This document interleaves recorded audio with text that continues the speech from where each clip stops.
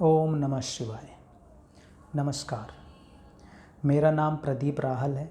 मैं एक ज्योतिषाचार्य हूँ और मैं आपका अपने YouTube channel Shri Harihar astro point में हार्दिक स्वागत करता हूँ, हार्दिक अभिनंदन करता हूँ। इस चैनल को बनाने के बाद ये आज हमारी पहली वीडियो है।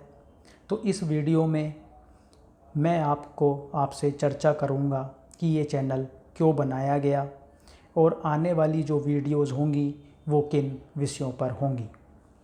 जैसा मैंने आपको बताया, मैं एक ज्योतिषाचार्य हूँ।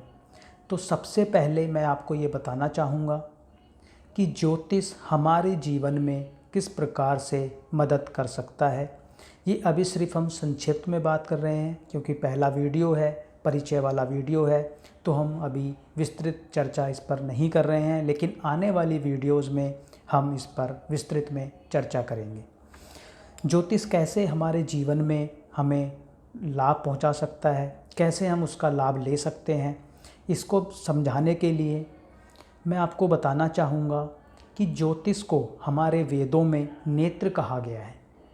नेत्र का मतलब क्या है? नेत्र का मतलब यह है कि जब हम आने वाली किसी समस्या को अगर हम पहले से देख लें, समस्या हो या अच्छा समय हो, अगर हम उसको पहले से देख लें तो हम उसके हिसाब से अपने आप को तैयार कर सकते हैं। मान लीजिए आने वाले कुछ साल आपके लिए बहुत अच्छे हैं, तो उस समय आप थोड़ा रिस्क ले सकते हैं, आप अपने बिजनेस को एक्सपेंड कर सकते हैं, बिजनेस को बढ़ा सकते हैं, तो निश्चित रूप से आपको उसके अच्छे रिजल्ट मिलेंगे।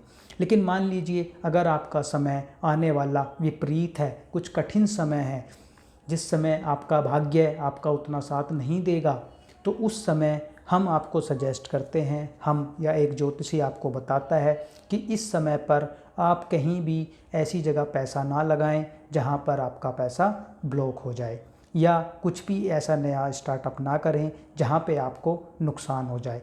तो ज्योतिष से हम अच्छी तरीके से ये बता सकते हैं कि किस समय आपको कितना रिस्क लेना चाहिए।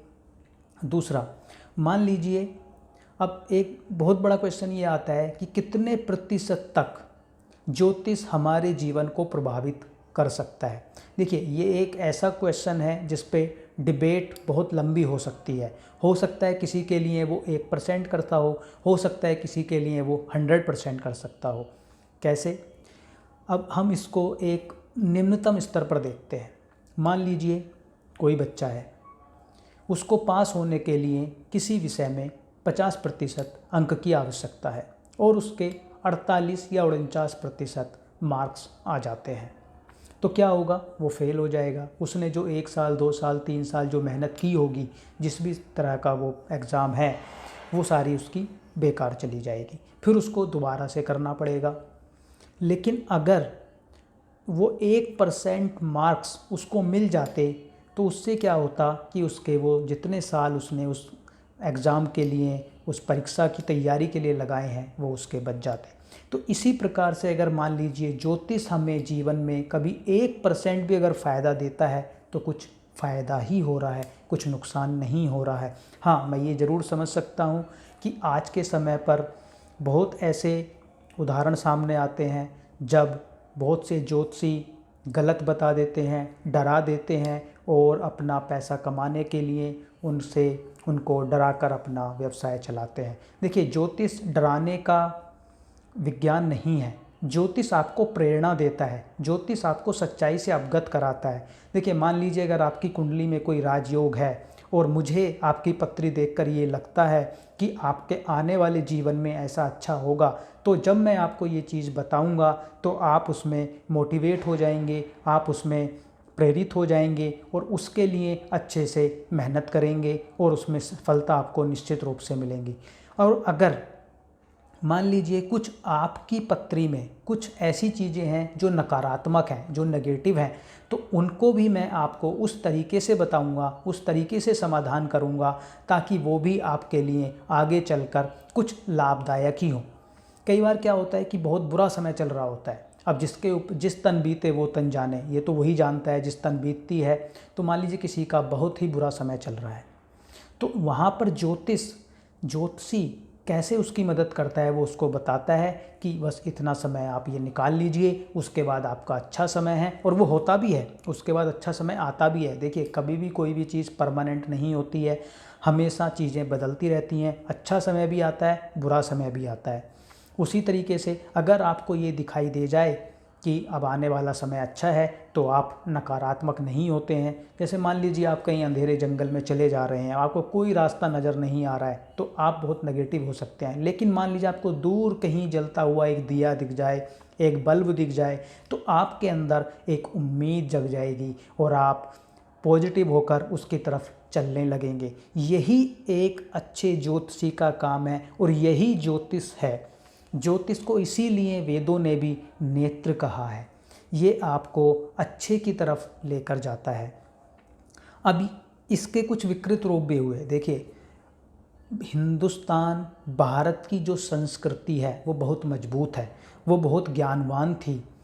उसमें हमारे ऋषि मुनियों ने, हमारे जितने अवतार हुए, उन्होंने हमको विरासत में इतना कुछ दिया कि जो पूरी दुनिया में शायद कहीं भी उपलब्ध नहीं है। लेकिन हुआ क्या कि पहले मुग़लों ने आक्रमण किया, मुग़लों का शासन रहा, फिर अंग्रेज़ आ गए, उनका शासन रहा। तो अगर किसी भी देश को, किसी भी मनुष्य को, अगर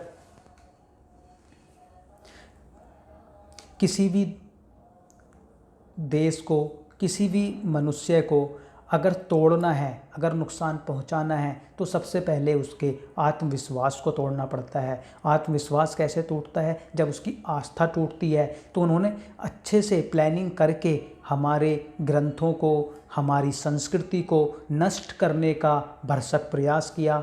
तो जो तथ्य आज हम तक पहुँचे हैं वो कहीं ना कहीं थोड़े बहुत विकृत हो गए हैं, जिसकी वजह से हमारी जो इतना विशाल भंडार था वो कहीं ना कहीं डाइल्यूट हो गया है, और जिसकी वजह से हमें कुछ चीज़ों पर संकोच हो जाता है। लेकिन उस पर धीरे धीरे हम काम कर रहे हैं। हमें अपने माइंड को, अपनी बुद्धि का यूज़ करते हुए हमें उन चीज़ों को समझना चाहिए, तो निश्चित रूप से हमें लाभ मिलता है। अब आने वाले वीडियोज़ में हम किन किन विषयों पर चर्चा करेंगे वो मैं आपको बताना चाहूँगा। तो चर्चा हम करेंगे अध्यात्म की। अध्यात्म कैसे हमारे जीवन में फ़ायदेमंद हो सकता है, या अध्यात्म का कौन सा रूप हमें अपनाना चाहिए। दूसरा हम बात करेंगे कर्म और भाग्य। ये एक ऐसा विषय है जिस पर हमेशा द्वंद्व होता है। हर किसी के मन में ये चलता है कि भाग्य है कि कर्म है, कि मैं भाग्य के भरोसे रहूं कि मैं कर्म करूं, कितना कर्म करूं, कितना भाग्य मेरा साथ देगा। इस पर हम चर्चा करेंगे। दूसरी हम चर्चा करेंगे जो हमारे महाकाव्य हैं, जो हमारे ग्रंथ हैं, रामायण है, महाभारत है, इन सब से हमें क्या सीखने को मिलता है। जितने भी अवतार हुए हैं उन्होंने हमें किस प्रकार से शिक्षा दी है, किस प्रकार से हम उन्हें आज के जीवन में, इस आधुनिक युग में कैसे हम अपने जीवन में यूज़ कर सकते हैं, और उनसे हम प्रेरित होकर अपने जीवन को खुशहाल बना सकते हैं। उसके बाद हम बात करेंगे ज्योतिष के एक एक योग की, ज्योतिष के एक एक उपाय की, तथा कुछ ऐसी सुनी और अनसुनी पौराणिक कथाएं जो हमारे जीवन को किसी भी प्रकार से लाभान्वित कर सके।